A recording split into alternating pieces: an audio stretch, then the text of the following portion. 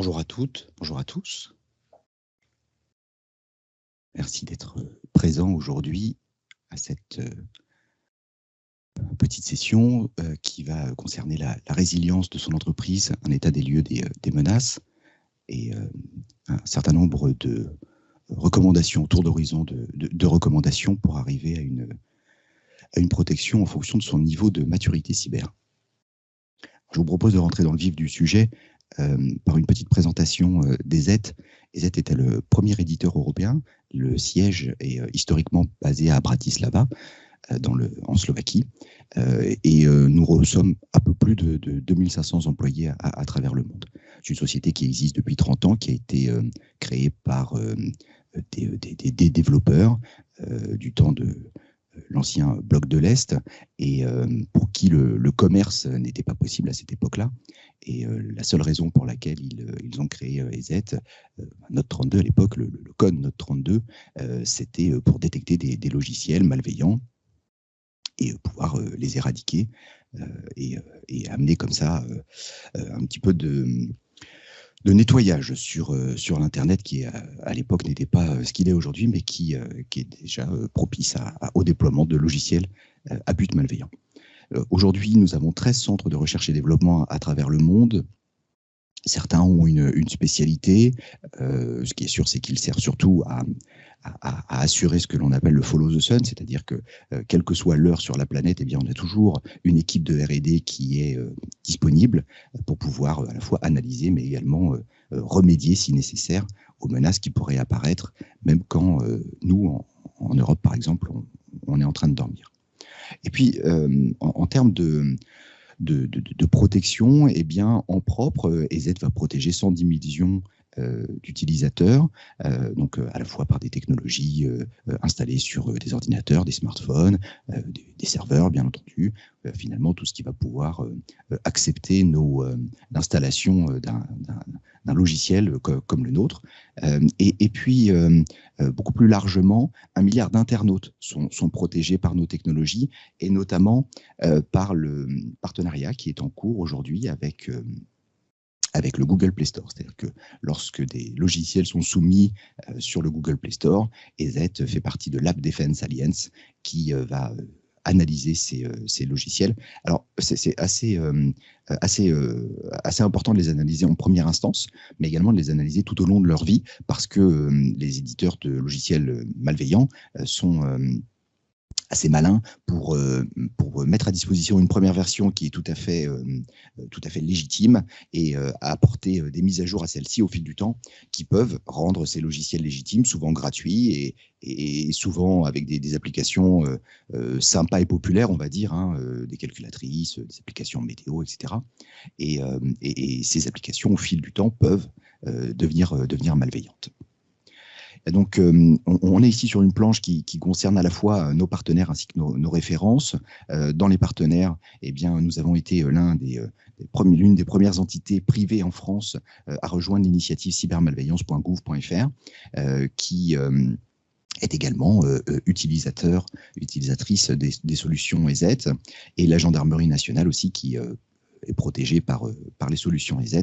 Donc, tous les gendarmes équipés d'ordinateurs.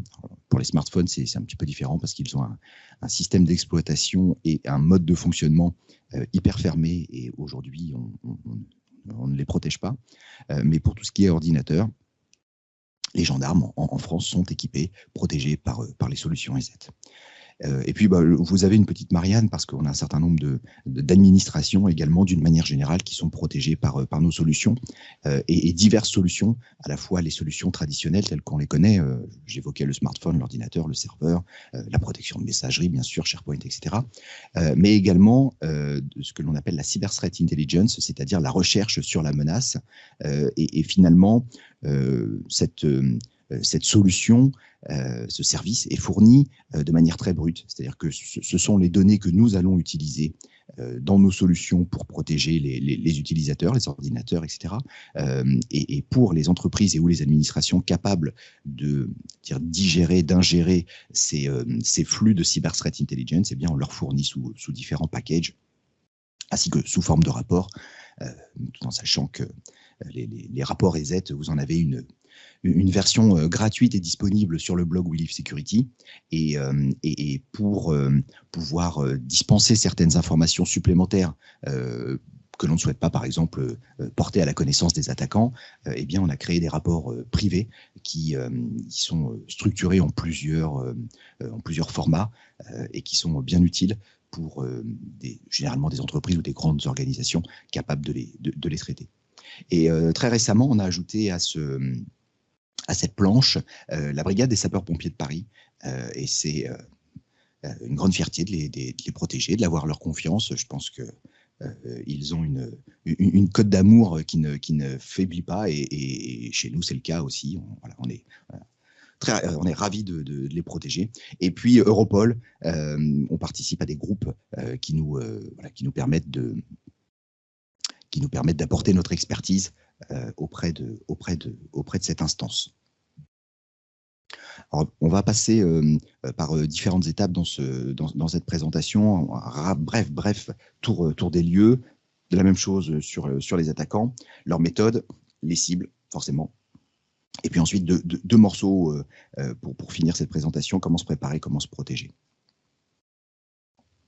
Alors, pour l'état des lieux, j'imagine que si vous êtes ici aujourd'hui, c'est que vous avez une notion assez forte de la transformation numérique qui s'opère à la fois dans notre société, mais également dans les entreprises, que le télétravail et le Covid a bien entendu modifié et rebattu les cartes.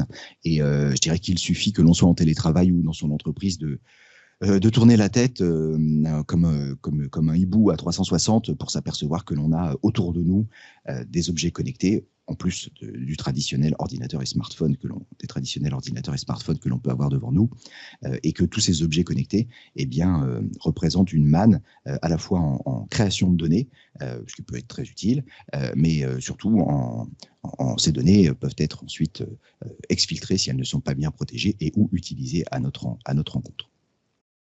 Et cette transformation numérique de nos sociétés, je vais dire cela d'une manière générale, repose sur deux principaux piliers selon nous. Le premier, c'est le cloud.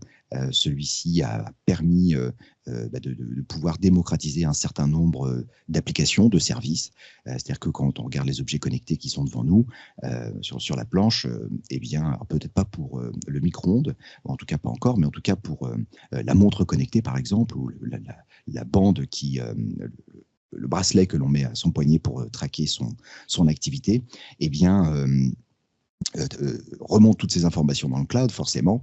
Et la deuxième technologie qui s'appuie et qui va concomitamment avec le cloud, c'est bien entendu l'intelligence artificielle. Alors, je le dis avec des guillemets parce que c'est un sujet qui est très vaste. Il faut savoir que dans nos solutions, par exemple, on utilise, alors je remets des guillemets, je précise avec des algorithmes de machine learning notamment, l'intelligence artificielle depuis 1998. Et bien entendu, aujourd'hui, cette utilisation est démultipliée et va de pair avec ce que nous permettent à la fois les algorithmes, bien sûr, mais aussi les capacités du cloud. Donc le cloud et intelligence artificielle sont vraiment pour nous les deux éléments importants de la transformation numérique qui impactent nos vies ainsi que celles de notre entreprise ou notre vie en entreprise. Je vais passer aussi assez rapidement sur les deux planches qui viennent, qui concernent à la fois les attaquants côté grand public, ce que l'on va qualifier de cybercrime, donc la transformation d'acteurs, on va dire, qui avaient pourquoi pas l'habitude d'opérer dans la vraie vie. Le terme est un petit peu difficile parce que leurs actions ont une conséquence sur notre vie. Mais en tout cas, voilà, une transformation numérique comme nous pouvons la vivre, des cybercriminels des criminels vers une cybercriminalité. Ce que l'on note, c'est que ces cybercriminels ont plutôt des tactiques et des techniques, on va dire, assez communes. J'ai mis un charter, un avion en tout cas, parce qu'on peut dire qu'ils pêchent au filet, au chalut, que leur objectif est et de pouvoir récupérer un maximum d'informations. Je pense à des bases de données qui peuvent contenir des emails, qui peuvent contenir des mots de passe, qui peuvent contenir des numéros de téléphone, la langue parlée par la personne, par leur cible, et puis envoyer un très grand nombre, par exemple, d'emails d'hameçonnage sur ces cibles-là. Et c'est intéressant de noter que en faisant cela, eh bien, on est à la fois tous et personne la cible d'eux. À partir du moment où on existe sur Internet, ben forcément, on est potentiellement une cible. Et surtout, le point important, c'est que ils vont cibler par leur comportement très large, à la fois des entreprises, mais également des particuliers. Donc, quand on est une entreprise, on peut tout à fait se retrouver dans une base de données utilisée par ces cybercriminels et se faire harponner par leur fonctionnement. J'ajoute deux petites tendances quand même qui ont été notamment mise en avant lors du panorama de la cybercriminalité auquel je participe. J'en fais assez référence dans cette présentation. Donc, le panorama de la cybercriminalité dans mon groupe de travail sur le grand public, a mis en avant notamment l'arrivée et le déploiement assez massif de campagnes de phishing. Donc, derrière ce nom barbare se cache tout simplement le fait de se faire appeler au téléphone par un faux conseiller. Alors, bien souvent, c'est un faux conseiller bancaire. Et ce faux conseiller bancaire va nous inviter à valider des opérations, notamment en recevant, par exemple, des emails, des SMS avec un code de validation, ou nous faire valider ça sur notre application. Pardon. Et en fait, sous couvert de nous permettre de bloquer des transactions illégitimes, alors qu'en fait, on est bien en train de valider ces fameuses transactions illégitimes. Et donc, cette tendance s'applique bien entendu et est vraiment très bien huilée. D'ailleurs, je vous invite à consulter une vidéo sur la chaîne Underscore de Micode sur le sujet. Il a mené une enquête très bien faite. Il est allé assez loin dans ces réseaux qu'il a infiltrés et à qui il a demandé de participer. Et voilà, donc je vous invite je vous dévoile pas toute l'enquête, c'est assez bluffant. Enfin, ça fait un peu peur même, mais c'est une excellente enquête. Et puis de l'autre côté du spectre des criminels, eh bien, on va plutôt avoir des groupes de cyberespionnage qui, la plupart du temps, sont financés par là, on va dire, alignés avec des États et ou qui vont revendre les informations qu'ils trouvent, soit au plus offrant, soit tout simplement en ayant des sponsors, et ils sont plutôt tournés vers l'espionnage, le sabotage, la déstabilisation, à la fois d'entreprises, mais pourquoi pas d'États. Ils utilisent des failles TTP connues et inconnues, à la fois connues pour passer sous les radars, ne pas se faire attribuer telle ou telle attaque, et inconnues quand ils ont vraiment un objectif fort et qu'ils doivent à tout prix rentrer, peut-être après plusieurs essais infructueux, et dans ce cas-là, ils vont déployer des failles, des vulnérabilités, exploiter des vulnérabilités, déployer des logiciels inconnus, ce qui coûte assez cher à développer. Donc, ils le font généralement avec parcimonie. Ils vont bien entendu utiliser de l'hameçonnage, des pièces jointes, des attaques par point d'eau, et peut-être une caractéristique quand même, c'est que leur hameçonnage va différer de l'hameçonnage traditionnel en étant du spear phishing, donc de l'hameçonnage vraiment ciblé. Et puis, c'est-à-dire qu'ils vont analyser la cible qu'ils souhaitent compromettre et non pas envoyer un email à 10 000 personnes dans une entreprise. Et puis l'attaque par point d'eau est elle aussi assez spécifique parce qu'il faut compromettre un site internet sur lequel on va envoyer les cibles que l'on souhaite faire cliquer, sauf que cette attaque est dite par point d'eau parce que les pages malveillantes ne sont affichées que quand la cible potentielle arrive. Donc, vous avez une adresse MAC, vous avez une adresse IP, vous avez des caractéristiques, des fois géo-IP, qui font que vous n'activez la partie malveillante du site, qui lui est tout à fait traditionnelle, que quand certains critères répondent à la cible qui est espérée. Et nous avons découvert une attaque très récemment d'un groupe, et je dirais que c'est l'exception qui confirme la règle, d'un groupe qui opère à la fois du cybercrime et de l'espionnage sur des entités européennes. Et c'est l'exception qui confirme la règle. Il y a quand même une transformation dans ces deux grandes catégories, avec un peu de porosité, comme on l'a vu avec l'exemple précédent. Mais d'une manière générale, ces deux catégories se sont malheureusement retrouvées pour le pire. Et ça défraye la chronique. Ce sont tous les groupes de rançongiciels. Et donc, des cybercriminels qui n'avaient pas forcément les compétences des groupes que l'on appelle APT, donc Advanced Persistent Threats, donc des groupes alignés généralement avec les États, ou en tout cas avec des fortes compétences, eh bien, on voit que leurs tactiques, techniques et procédures, les moyens qu'ils utilisent, ont été récupérés par les cybercriminels, qui eux n'ont habituellement pas tellement de bonnes techniques, et pour créer donc les opérateurs de rançongiciel tels qu'on les connaît. Alors, je vous en ai mis quelques-uns ici, bien entendu, Lockbit, Hive, Black Basta. En ce moment, il y a aussi Clop qui fait des siennes en ayant exfiltré un certain nombre de données et en se proposant de les revendre au plus offrant et ou de les diffuser si les cibles ne payent pas leur rançon. Ce que l'on peut noter sur ces groupes d'attaquants, c'est qu'ils sont éminemment structurés, certainement plus structurés que les groupes APT, dans la mesure où un groupe APT essaye de rester sous les radars, donc forcément n'a ni équipe communication, ni support, ni négociation. Et ça, c'est vraiment une caractéristique de ces groupes, d'avoir des blogs, d'avoir des équipes qui vont aider les victimes à acheter des bitcoins, par exemple, leur donner tout ce qu'il faut pour pouvoir payer, négocier si nécessaire, parce que voilà, ce sont des commerçants avant tout, et il est possible de négocier. Par contre, il à la limite ne diffère pas des APT en mettant une très grande pression et en ayant une agressivité qui est très forte sur les victimes. Et cela est très difficile à vivre pour une entreprise qui est attaquée.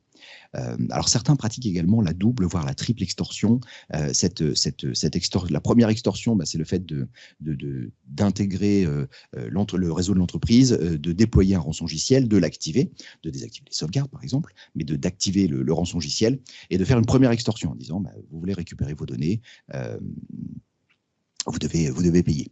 La deuxième extorsion est liée à la régulation, aux lois, en disant si vous ne payez pas la rançon, au lieu que cette affaire reste entre nous, eh bien on va la divulguer, notamment aux autorités compétentes. En France, ça sera la CNIL, on va les avertir.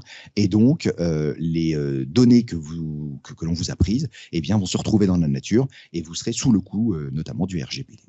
Et la triple extorsion va encore plus loin dans le cynisme, parce que ces cybercriminels contactent les personnes dont les données sont exfiltrées en leur disant si vous ne souhaitez pas que vos données soient exfiltrées et ou rendues publiques, vous aussi payez, et dans ce cas-là, nous ne divulguerons pas vos données. Et alors cela se voit surtout sur des données sur des sites de rencontres, par exemple, mais également sur des données de type médical. Parce que, bien entendu, ces données à la fois ont de la valeur, mais en plus sont des données vraiment, vraiment sensibles. Alors, encore une fois, vous êtes là ici aujourd'hui, donc je ne vais pas vous faire une revue de presse de toutes les attaques qui sont en cours et ou passées. Et puis, pas besoin forcément de stigmatiser telle ou telle entreprise ou administration. Par contre, j'ai extrait du magazine Le Mag IT un volume, un graphique qui est assez intéressant, qui montre le volume des attaques de rançongiciel connues, donc sur 12 mois, et celui-ci s'arrête au 8 juin 2023, donc il y a un peu plus de 10 jours. C'est assez récent. Voilà, je vous laisserai l'appréciation de la répartition géographique. On voit que la France n'est pas forcément extrêmement ciblée. Alors, sans tirer de conclusion hâtive, on peut se demander si les entreprises déclarent, parce que forcément, pour pouvoir savoir s'il y a eu attaque ou pas, il faut deux raisons. Soit le groupe de cybercriminels a affiché sur son blog le fait qu'il avait attaqué telle ou telle entreprise, ou que l'entreprise ait fait elle-même une déclaration, ou que des clients se plaignent par exemple à la CNIL que leurs données ont fuité. Donc, il y a un certain nombre de paramètres qui font qu'on peut se demander si les chiffres sont bien ceux de la réalité. Et un autre point qui est important aussi, c'est que les cybercriminels concernés ne vont pas forcément aller jusqu'au rançongiciel. Alors, pour comprendre ça, il faut revenir, s'arrêter quelques secondes sur une attaque. D'une manière générale, une attaque est un processus assez complexe, divisé généralement en 12 phases. Ça, c'est Mitre Attack qui le dit. Mitre Attack, c'est une association indépendante qui a pour objectif de recenser les différentes tactiques, techniques et procédures, donc la façon dont les cybercriminels procèdent pour pouvoir arriver à leur but. Et on le voit ici, le but est très large, c'est-à-dire que ça peut être l'impact en général. Ça peut être juste l'exfiltration des données et ne pas activer un rançongiciel. Mais il y a quand même un certain nombre d'étapes qui sont nécessaires. Mitre Attack à gauche, la Cyber Kill Chain à droite, avec quelque chose qui est un petit peu plus lisible, une partie reconnaissance, une partie weaponization, c'est-à-dire la transformation et l'utilisation de cette reconnaissance en moyen de diffusion.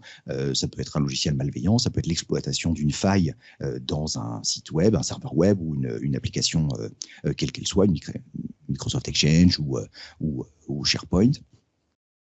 Une fois qu'on a repéré et créé la charge, eh bien, on va la délivrer, encore une fois, un hameçonnage ou l'exploitation de la faille, installer, rentrer dans le système d'information, exploiter cela, et puis ensuite avoir une notion de command and control. Et ça, c'est très, très important, on va voir après, parce que dans les recommandations qui sont faites, à un moment, il faut couper Internet, notamment pour éviter que les cybercriminels ne puissent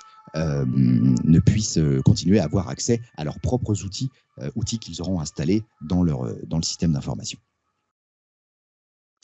Alors, ça, c'est la théorie. Enfin, c'était la théorie, ce que je vous ai présenté. Dans la réalité, encore une fois, c'est une slide qui est issue du travail du panorama de la cybercriminalité du CLUSIF.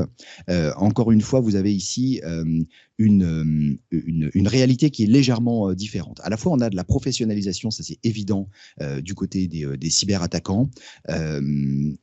Et notamment, je le disais tout à l'heure, dans le support, c'est support technique, support auprès des affiliés, parce qu'il y a un point qui est important dans ces groupes cybercriminels, c'est que vous avez l'équivalent d'un éditeur de logiciels malveillants, et ces éditeurs vont proposer leurs services, à la fois services de formation, mais également d'assistance à des affiliés qui, eux, vont rechercher des cibles.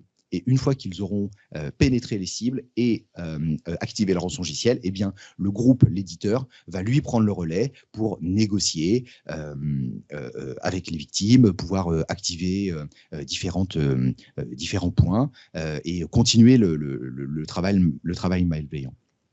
Et c'est aussi ce qui fait que ces activités cybercriminelles, notamment de rançongiciel, sont assez nombreuses. C'est qu'on n'a pas uniquement un groupe ou même 10 ou 20 groupes qui ciblent la terre entière et les entreprises, mais bien une vingtaine, une trentaine de groupes qui ont des affiliés qui sont tout à fait enclins et motivés par l'appât du gain à amener, j'ai envie de dire, des clients, des victimes à ces grands groupes. Alors, revenons sur leur technique, les moyens mis en œuvre. Eh bien, après étude de ces différentes attaques, eh bien, on s'aperçoit que les cybercriminels utilisent des approches assez classiques finalement. C'est-à-dire qu'on n'est pas sur, sur des techniques extrêmement complexes. On voit intrusion, escalade, exécution avec des outils connus. Donc, il existe des outils qui sont utilisés par à la fois les pentesters, mais également les cybercriminels pour automatiser et leur rendre la vie plus simple pour rentrer dans les entreprises. On s'aperçoit aussi qu'ils utilisent régulièrement ce que l'on appelle donc le social engineering, la reconnaissance des cibles, la recherche d'informations particulières sur telle ou telle cible, afin de pouvoir affiner et créer des emails, notamment d'hameçonnage, qui fonctionnent bien. Mais parfois, ils ne vont pas jusqu'à là. Ils achètent tout simplement des logins et des mots de passe sur les forums que l'on appellerait dark web. Et dans ces forums, vous avez des fuites de données compilées qui vont permettre d'avoir des accès. Alors, pour les particuliers, ce sera des comptes de grandes plateformes de type Instagram, Google, etc. Et puis, pour les entreprises, eh bien, vous allez pouvoir classer ça plutôt par fournisseur VPN, par exemple. Quelque chose qui est assez fréquemment utilisé. Donc, se connecter à la place d'un utilisateur légitime avec son login et son mot de passe. Et alors, on se dit, et ça aussi c'était dans une des présentations du panorama de la cybercriminalité, on se dit que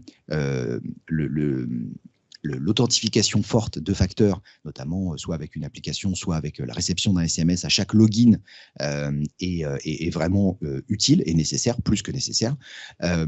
Et pour pouvoir contourner cela, les cybercriminels vont utiliser la technique de la MFA fatigue, notamment au cours de la nuit et ou par différents moyens de pression, eh bien, ils vont finir par convaincre l'utilisateur pour lequel ils ont le login et le mot de passe, eh bien, de valider et ou de leur partager le code MFA qui est censé protéger l'intrusion de personnes non autorisées. Et donc pour cela, il y a deux grandes techniques. La première, c'est d'insister lourdement, notamment au milieu de la nuit.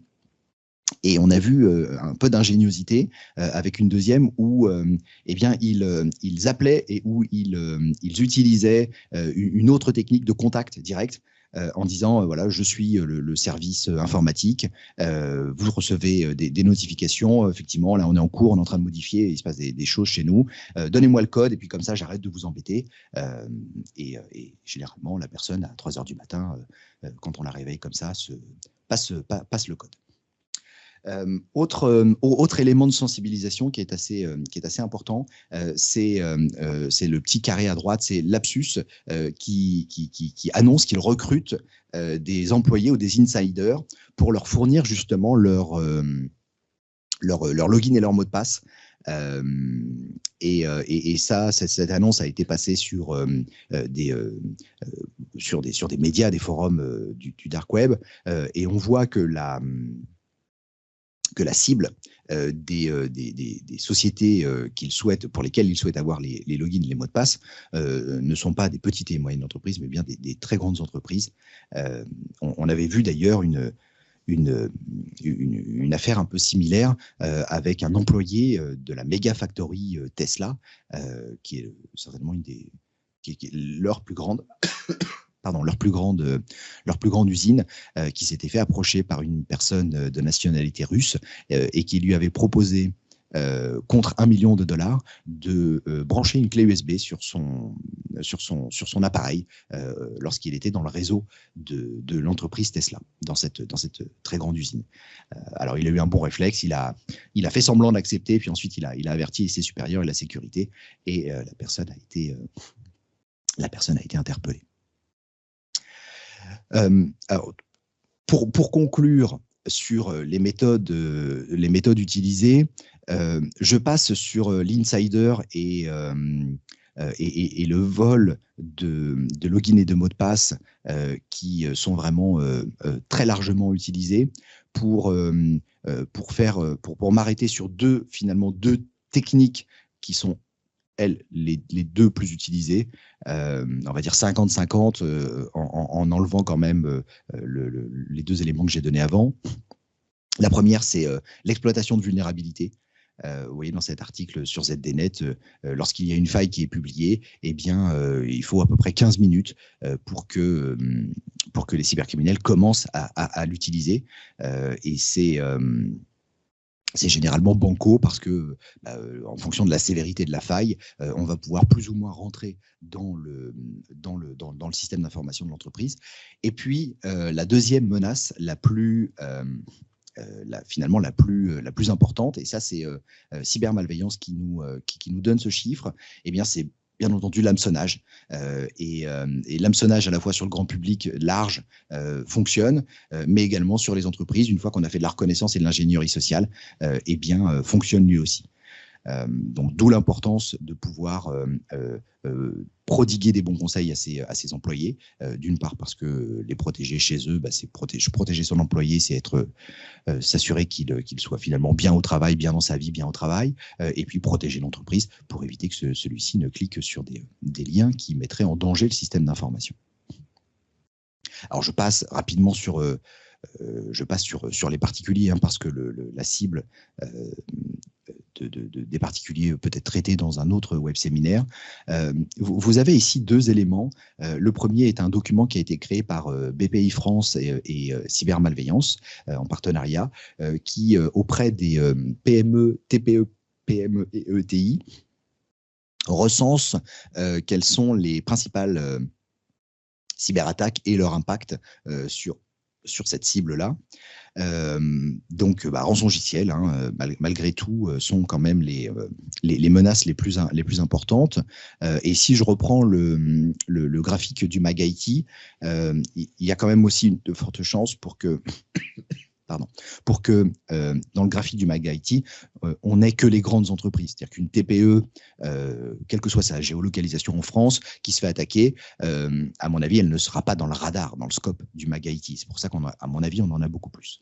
Et puis à gauche, vous avez un rapport qui a été créé par l'assureur Hiscox en 2022 et qui, lui, suppose que les grandes entreprises ont à la fois augmenté leur niveau de cybersécurité, rendant la tâche plus compliquée aux entreprises, qu'elles ont également été, entre guillemets, rincées aussi, d'une certaine manière, par les groupes d'attaquants, et que ceux-ci vont se tourner vers des entreprises dont le chiffre d'affaires est compris entre 90 000 et 450 000 euros, ce qui est un chiffre d'affaires tout à fait honorable, mais qui reste un chiffre d'affaires d'une TPE-PME. Donc voilà, prédiction Hiscox et retour terrain de cybermalveillance, les TPE, PME et ETI sont la cible, étaient la cible, mais sont encore plus la cible aujourd'hui des cybercriminels. Alors pour se préparer, déjà j'aimerais apporter une touche nécessaire et réelle d'optimisme, parce que vous avez ici un exemple. Alors c'est encore cité sur le MagIT. Vous avez le lien ici. Je vous le partagerai si nécessaire. Je vous partagerai quelques liens après dans le. Je peux pas le faire là en direct. Je vous partagerai quelques liens dans le chat après. Et cette cyberattaque est assez intéressante parce que tout commence le jeudi 9 mars dans la soirée. C'est environ 10 minutes avant 21h. Donc, réfléchissez à votre organisation dans votre entreprise et dites-vous s'il y a quelqu'un capable demandez-vous s'il y a quelqu'un capable de répondre à un incident à cette heure-là. Les équipes informatiques du CHRU de Brest reçoivent une notification. C'est le système d'information du centre hospitalier est susceptible d'être victime d'une intrusion. Donc là, on n'est pas sûr. Là, c'est une notification. Et cette notification est quand même assez sommaire. Elle porte sur des identifiants d'un compte utilisateur qui est compromis. Donc, ce que j'évoquais tout à l'heure, l'achat de login et de mot de passe, par exemple, pour accéder à des VPN. Mais ça met la puce à l'oreille aux équipes. Et très vite, il constate que le compte a bien été utilisé pour accéder frauduleusement au système d'information et que les actions qui ont été ensuite menées avec celui-ci ne laissent pas de place au doute. C'est-à-dire qu'elles relèvent clairement de la phase de reconnaissance initiale. Souvenez-vous, dans Mitre Attack, c'est vraiment le début. Et donc, cette phase est bien entendu aux prémices de la cyberattaque qui pourrait venir. Deux éléments ont été notamment exploités, à la fois les journaux du pare-feu, qui permettent d'établir clairement qu'il y a des connexions. Et puis, les deuxièmes journaux qui sont exploités, ce sont ceux de l'EDR, Endpoint Detection and Response, que l'on place juste au-dessus de l'antivirus et qui est beaucoup plus verbeux. Alors, j'ai pas pour objectif de détailler les solutions en détail, parce que si cela vous intéresse, vous avez des présentations qui ont été faites par des gens bien plus compétents que moi sur le sujet, à savoir notamment Nicolas Chobard, Grégory Ezrati et Bruno Châtelier. Donc Nicolas Chobard, notre directeur commercial des clients finaux, et Grégory et Bruno qui sont à la fois directeurs techniques et directeurs avant-vente, et qui rentrent dans le détail de ces technologies, et les websem ont été enregistrés. Donc si cela vous intéresse, rapprochez-vous de votre contact EZ, il pourra vous fournir ces liens pour visionner cela. Et donc, l'analyse des logs et des informations remontées par l'EDR ne laisse aucun doute sur le fait que l'attaquant a mené une opération qui lui permet d'observer, d'analyser le système d'information de l'intérieur, du coup, et de pouvoir commencer à savoir s'il va plutôt attaquer l'Active Directory, attaquer un serveur de fichiers, comment il va désactiver les sauvegardes, etc. Ce que dit le RSSI du CHRU, c'est qu'il a fallu à peu près 2h30 pour décider si ils étaient sûrs ou non que c'était une attaque, et surtout s'il fallait complètement couper Internet. Parce que lorsque le cybercriminel agit à distance, eh bien, le seul moyen de le rendre aveugle et inopérant, c'est de couper Internet. Donc, ce qu'il faut quand même savoir, c'est que le CHRU, c'est 8000 utilisateurs, 350 serveurs. Alors, je n'ai pas d'idée sur le nombre de patients traités quotidiennement, mais c'est 8000 utilisateurs, ça commence déjà à être important. Donc, ils ont également découvert qu'il y avait un logiciel malveillant, un faux stealer, qui avait été utilisé par cet attaquant, notamment pour récupérer les informations du collaborateur. Et pour info, même si tout se finit bien, entre guillemets, eh bien, le CHRU de Brest a eu 2 semaines en mode dégradé. Donc 2 semaines où Internet était plus ou moins coupé, 2 semaines où il fallait vérifier s'il n'y avait pas d'autres signes de compromission, 2 semaines pour repartir en mode de fonctionnement normal. Donc félicitations à eux, félicitations à leur vigilance, à leur sagacité, surtout à 20h50. Donc tout ça pour dire qu'il est possible de se protéger, de bloquer les attaques. J'ai eu le plaisir d'inviter Jérôme 16, qui est expert en réponse à incidents, dans le podcast que j'anime, qui s'appelle Cyberdolus. Et Jérôme est un des spécialistes qui intervient notamment sur des grands groupes quand il y a des attaques de type rançongiciel. Et c'est tout à fait le type de réponse à incident qu'il peut mener, comme sur le CHRU de Brest, si l'attaque l'incident n'avait pas été détecté à ses prémices. Et quand j'ai interviewé Jérôme, je lui ai demandé quelle était la force finalement des PME, parce que lui intervient quand même beaucoup sur des grandes entreprises, et il me dit la force des PME réside dans la simplicité de leur système d'information. Alors c'est à la fois un constat évident et véridique, ça c'est sûr. Moins vous avez d'actifs à surveiller, à contrôler, à mettre à jour, de login, de mots de passe, d'interaction avec des tiers, forcément, moins vous avez de possibilités de surface d'attaque pour que l'attaquant ne puisse rentrer. Pour autant, et là je vous affiche le sommaire d'un document qui pourrait presque être pour moi un document de chevet, un livre de chevet. C'est le guide, le référentiel édité par cybermalveillance.gouv.fr. C'est un référentiel de compétences coécrit avec l'AFNOR qui s'adresse aux prestataires informatiques.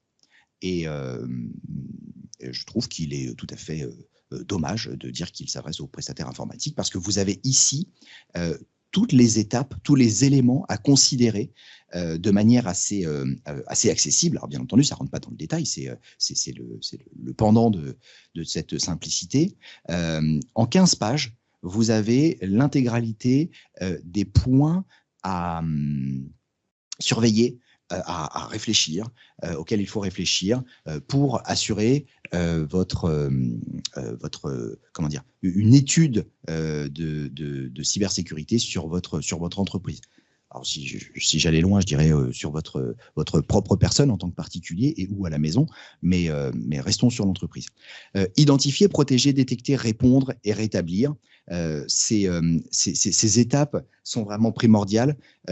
Et d'ailleurs, je pense que j'aurais pu faire tout le WebSem uniquement en affichant ce sommaire, tellement ça couvre l'intégralité de tout ce que l'on a à voir. Et là, j'ai l'impression que j'ai pris un peu de temps, donc je vais pas rentrer dans le détail autant que je le souhaitais au départ, mais ce guide est disponible gratuitement en téléchargement. Si vous le souhaitez, je peux vous mettre aussi le lien à la fin de la présentation. Mais si vous allez sur cybermalveillance, vous allez le trouver sans problème. Gestion des actifs, première partie, identifier. Gestion des actifs dans une console d'administration, notamment des solutions que l'on propose. Vous avez la remontée d'informations qui vous permet de savoir quelles sont les machines sur votre réseau. Sont-elles protégées? Sont-elles à jour? Quelles sont les applications installées sur chacune de ces machines? Sont-elles à jour? On peut aussi les désinstaller à distance si besoin. Donc ça va nous permettre de connaître les actifs de notre système d'information. Mais ça va beaucoup plus loin, le guide va beaucoup plus loin. La gestion des identités, des accès, les boîtes mail, les sauvegardes, bien entendu, surtout quand on sait que les cybercriminels ont la fâcheuse tendance d'aller désactiver les sauvegardes pour éviter que l'entreprise attaquée ne puisse repartir. Chiffrement et protection des secrets. Donc là, on est sur chiffrement du disque, par exemple, chiffrement des informations importantes.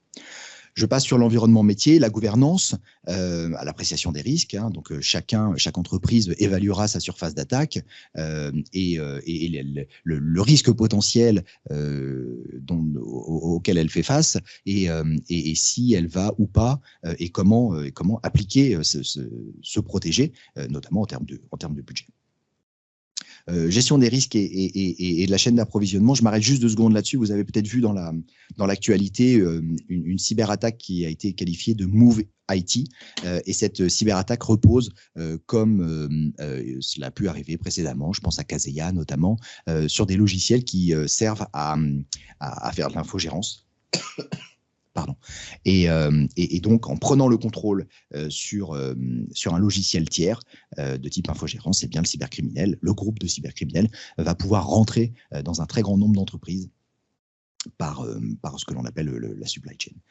Bien entendu, protéger, point important, gestion des identités, on en parlait, login, mot de passe, 2 facteurs, sensibilisation et formation, faire face aux emails d'hameçonnage et à l'ingénierie sociale. Et puis, sécurité des données. On oublie trop souvent la sécurité physique, la téléphonie aussi, qui aujourd'hui a quand même majoritairement basculé sur l'IP. Et puis, vous voyez, antivirus, disponibilité, administration des systèmes, etc. Procédure et process, très important aussi de documenter la maintenance, le maintien en condition opérationnelle, le maintien en condition de sécurité.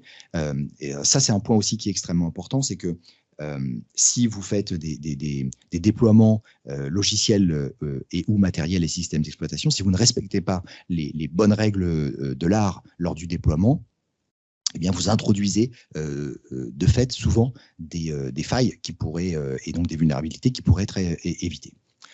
Donc on l'a vu aussi détecter avec le CHRU de Brest, détecter les anomalies, les événements, surveiller en continu la sécurité et puis mettre en place des procédures, des processus qui vont nous permettre de remonter les bonnes informations pour à la fois avoir ce qu'il faut mais ne pas être submergé. Répondre, se préparer à répondre est un point extrêmement important avec une anticipation qui permettra de savoir qui contacter par exemple et que faire au moment où il faut répondre et rétablir. Et ça m'amène à un point qui est pour moi primordial en cybersécurité, c'est s'entourer. S'entourer d'un MSP, donc Managed Service Provider, un infogérant, on va dire, et son pendant, lui, dédié à la cybersécurité, Managed Security Service Provider, donc qui peut pourquoi pas parfois faire aussi le rôle de MSP, mais qui a quand même des compétences en cybersécurité qui font que généralement il est il est dédié à cette profession, à cette discipline. S'entourer, bien s'entourer de fournisseurs, hein, savoir avec qui on contracte, s'assurer que les SLA sont celles qui correspondent au niveau d'exigence que l'on a.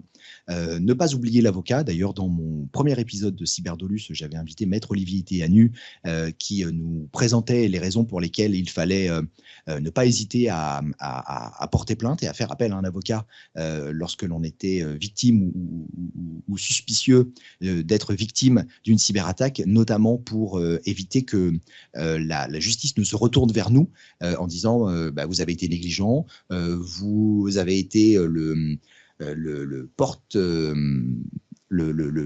porte-voix ou l'objectif, le rebond pour pouvoir attaquer d'autres entités. Certes, c'est CIRT, cabinet de conseil, assurance, il y a un certain nombre d'entités, d'organisations à notre disposition pour pouvoir anticiper et ou nous aider à rétablir. Et donc, le processus pour aller dans dans cet objectif, hein, identifier, protéger, détecter, répondre, rétablir, c'est ce que nous disait la gendarmerie nationale, notamment dans sa vidéo de témoignage que vous pouvez trouver sur la chaîne Les Aides France YouTube. C'est ce que l'on appelle la défense en profondeur. Alors, la défense en profondeur, on peut se le représenter en termes de multicouches. Et ces multicouches ont pour objectif de filtrer les différentes menaces qui vont tenter de pénétrer notre système d'information. On va tenter au maximum de compliquer la vie des cyberattaquants, des cybercriminels. Par contre, on sait qu'il y a quand même un certain nombre de possibilités pour eux de rentrer dans le système d'information. Et c'est là où on va appliquer les différentes processus pour détecter et répondre, ce qu'a fait notamment très bien le CHRU de Brest. Donc, dans cet objectif, il existe un certain nombre de technologies, et encore une fois, je vais aborder ça de manière générale, et puis en plus, j'ai pris un peu de temps, je suis en retard. Vous avez donc des agents autonomes. Ces agents autonomes, ce sont ceux que l'on va trouver, bien entendu, sur nos endpoints. Alors, endpoint au sens large, hein, smartphone, ordinateur, serveur, mais également tout ce qui est travail collaboratif. Je pense à la suite Gmail, je pense à Microsoft Office, bien entendu, 365, mais pas uniquement les emails, je pense aussi au OneDrive, au Teams, bref, tout ce qui permet de recevoir et ou d'échanger des informations.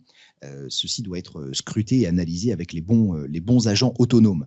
Et alors, j'insiste sur autonome parce que je vous le disais, ça fait 30 ans que nous existons, cela fait 30 ans que nous produisons des agents autonomes. Les premiers s'appelaient antivirus. Aujourd'hui, ils sont bien plus que cela. Et ces agents autonomes, généralement, une fois que vous les avez déployés, que vous les avez configurés, vous n'allez pas agir dessus, c'est-à-dire que vous allez pouvoir mettre des règles en fonction, je ne sais pas moi, si c'est sur un Active Directory ou sur un Microsoft Exchange, vous n'allez pas analyser de la même manière le serveur parce que la base Exchange a besoin d'être traitée de manière particulière.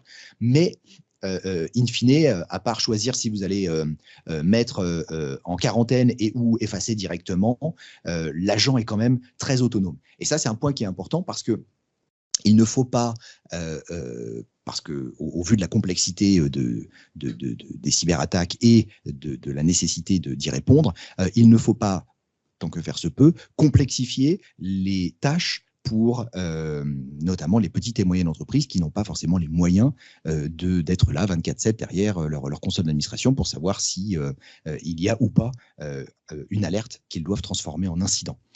Donc, j'insiste sur le fait que nous cherchons à avoir au maximum des agents autonomes pour protéger les infras et les endpoints.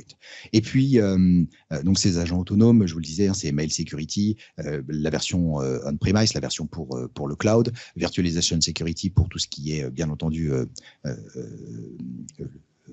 virtualisation de serveurs ou de machines, protection contre les brute force, contre les attaques de brute force et les rançongiciels. Et puis, à cela, on va ajouter de la détection et de l'intelligence qui est située dans notre cloud. Et souvenez-vous, pour nous, il y a vraiment deux technos qui font la différence aujourd'hui. C'est bien l'utilisation du cloud et l'exploitation de la cyber threat intelligence ou de l'intelligence artificielle dans ce cloud. Cela apporte une longueur d'avance. On a souvent on a l'habitude de dire que c'est un jeu du chat et de la souris et que les cybercriminels ont une longueur d'avance sur nous, bien entendu. Mais lorsque l'on parle de tactiques techniques et procédures et ou de logiciels malveillants, le fait que les cybercriminels doivent envoyer dans notre cloud et soumettre leurs logiciels malveillants à nos technologies, eh bien, réduit l'écart de cette longueur d'avance parce que s'ils veulent savoir s'ils vont passer ou pas les barrières de protection, de défense en profondeur, eh bien, il faut qu'ils s'en assurent en nous dévoilant une partie de leur attaque. Donc, cette technologie cloud apporte, ou en tout cas réduit le gap entre eux et nous et l'avance qu'ils peuvent avoir sur nous. Pour pouvoir aller plus loin, bien entendu, détection et response, parce que les logiciels malveillants ne sont pas les seuls moyens pour rentrer ou commettre des cyberattaques, mais on sait que les cybercriminels vont utiliser, on l'a vu là avec le CHRU de Brest, utiliser des logins et mots de passe tout à fait valides, mais vont aussi utiliser des logiciels tout à fait légitimes, notamment des commandes PowerShell pour pouvoir détecter quelles sont les autres machines sur le réseau, par exemple. Et l'antivirus, aussi évolué soit-il, autant d'intelligence artificielle puisse-t-il utiliser, c'est pas son rôle, tout simplement. Donc, pour pouvoir détecter ces comportements malveillants, eh bien, on fait appel à l'EDR, Endpoint Detection and Response. Et au-dessus de toutes ces couches de défense en profondeur, multicouches, il y a évidemment l'intégration et les services. Je vous le disais, si vous installez à votre système d'information sans respecter les bonnes préconisations, eh bien vous pouvez finalement introduire autant de failles que de bénéfices. Donc ces services vont être à la fois des services initiaux, d'aide au déploiement, de vérification de la compatibilité, etc., mais également des services en continu qui vont prendre une partie du travail que l'entreprise peut ne pas soit avoir envie ou les moyens de faire, faute de compétences, faute de budget, parce que des detection engineers, donc des employés qui sont capables de définir si, par exemple, dans le cas du CHRU de Brest encore, si le login et le mot de passe qui est valide est utilisé de manière non conforme, bien là, il y a un certain nombre de paramètres qu'il faut prendre en compte. Et autant l'intelligence artificielle a fait énormément de progrès, notamment pour nous dire « Ah, attention, là tu devrais regarder », autant l'action finale de décider s'il faut ou pas mettre le poste en quarantaine et ou couper Internet, on est encore sur des actions humaines que l'intelligence artificielle ne remplit pas. Alors, pour conclure cette présentation, voici l'offre EZ. Encore une fois, je ne vais pas rentrer dedans. Et j'aurais même vu cette planche mise à l'envers, c'est-à-dire commencer par la partie de droite qui est pour moi finalement est la plus importante. C'est-à-dire que au plus votre maturité cyber est élevée, au moins vous aurez besoin de logiciels, de services pour pouvoir assurer la protection de vos infrastructures. C'est-à-dire que l'entreprise qui choisit EZ Protect and Tree a une console d'administration. Donc là, on va répondre à un certain nombre d'exigences telles que l'on a vu auparavant, à savoir faire de l'inventaire matériel et logiciel, protection de endpoint, parfait, protection des serveurs aussi. Mais vous n'avez pas dans cette solution-là le sandboxing cloud, c'est-à-dire l'envoi de fichiers suspects dans nos technologies cloud activées avec l'intelligence artificielle pour savoir si c'est ou pas un logiciel malveillant. Vous n'avez pas le chiffrement des données. Donc, si en fait on reprend le sommaire que l'on a vu du document de cybermalveillance, au final, avec cette EZ Protect and Tree, vous allez couvrir, je sais pas moi, 3% des exigences qui sont celles nécessaires au fonctionnement et à la protection d'un système d'information actuel. Alors, vous pouvez aussi choisir, et c'est pour ça que la maturité est importante, c'est-à-dire que vous pouvez choisir la version entry parce que vous avez Sandboxing Cloud, le vôtre, d'un autre éditeur, le chiffrement des données avec une autre solution, la protection de la messagerie avec une autre solution, etc. Donc tout cela va dépendre de votre analyse menée notamment grâce encore une fois, au document cybermalveillance qui permet de faire un tour d'ensemble de son entreprise et de le regarder sous la bonne lorgnette et de pouvoir savoir finalement ce dont on a besoin. Mais d'une manière générale, lorsque l'on veut être tranquille d'esprit et avoir un seul fournisseur qui va finalement prendre en charge l'intégralité des besoins et faire en sorte que les outils divers et variés discutent entre eux. Et là, on arrive à un terme que j'aborderai pas plus dans le détail, mais qui s'appelle XDR. Donc, cette notion de XDR, c'est bien de faire en sorte que tous les éléments liés à la cybersécurité, au maximum, puissent travailler de concert. Et lorsqu'il y a notamment une menace qui est détecté par une sandboxing cloud, si vous avez deux fournisseurs, il n'est pas certain que la sandbox cloud qui stoppe la menace avertisse le reste des solutions de sécurité et qui permettent ensuite de faire une corrélation, par exemple, entre l'utilisation d'un login et d'un mot de passe malveillant, utilisé pour pénétrer dans le système d'information, déployer un logiciel qui n'a pas été repéré, sauf par la sandboxing cloud, et donc à mettre en place toute la procédure et les processus nécessaires pour enclencher les alertes qui vont peut-être mener à un incident. Donc voilà, à quoi servent ces packages. Donc c'est à la carte, hein, on peut en choisir un ou construire, en choisir un très complet et ou construire sa propre solution ou sa propre solution de cybersécurité. Voilà, j'arrive à la fin de cette présentation. Je vous remercie de l'avoir suivi.